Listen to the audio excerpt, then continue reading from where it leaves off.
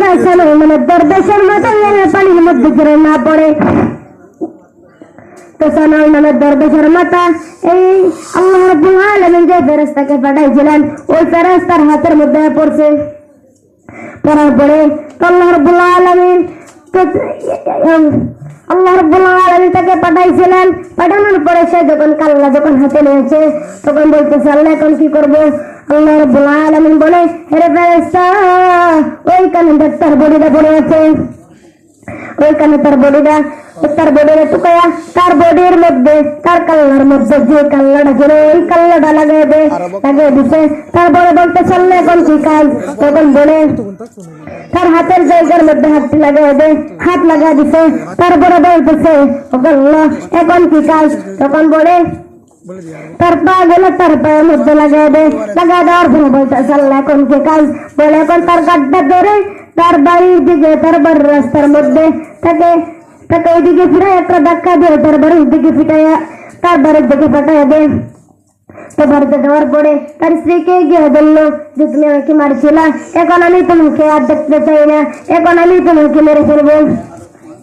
তো বলতেছে তো তার স্ত্রী বলতেছে ও আল্লাহ এ কঠিন এক মুসিবতের সময়, কঠিন এক আযাবের সময়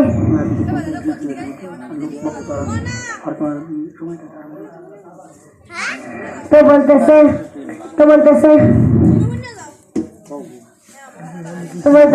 ও আল্লাহ কঠিন এক মুসিবতের সময় আল্লাহ তুমি আমাকে রক্ষা করিও।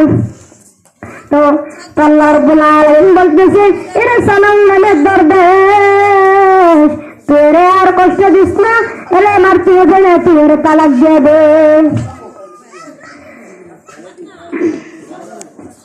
আল্লাহ রাব্বুল আলামিন বলতেছেন আল্লাহর নবী বলেন যারা যারা কবরে আল্লাহ রাব্বুল আলামিন বলে আরে বান্দা নরম হয়ে যাও, এরপরে যদি নরম না হয় আমি আল্লাহ রাব্বুল আলামিন তোমাকে ওই মাটির গর্ভে তোমাকে আবার ঢোকাবো। ওই মাটির গর্ভটা কেমন? আল কবর রাউযাতুম মিন রিয়াদিল জান্নাহ মুফরাতুম মিন ফারিন্নাস। কার জন্য কবর হবে জান্নাতের বাগান, কার জন্য হবে জাহান্নামের টুকরা। জান্নাতের বাগান কাদের জন্য? নবী বলেন যারা চার বন্ধু নিয়ে কবরে যাইতে পারবে তাদের জন্য কবর হবে জান্নাতের ঠিকানা।